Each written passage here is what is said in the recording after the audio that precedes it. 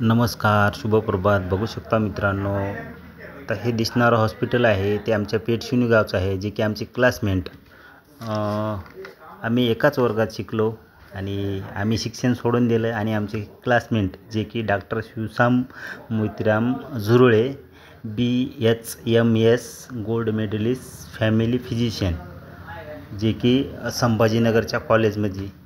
त्या कॉलेजचं नाव आहे DKMM होमिओपॅथी कॉलेज संभाजीनगर.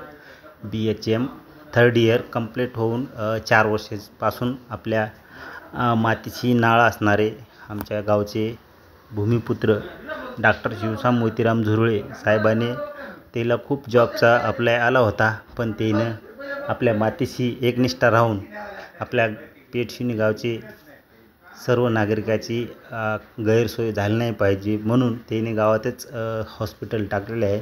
तर त्या हॉस्पिटलमध्ये भरपूर काही सुविधा आहेत मित्रांनो.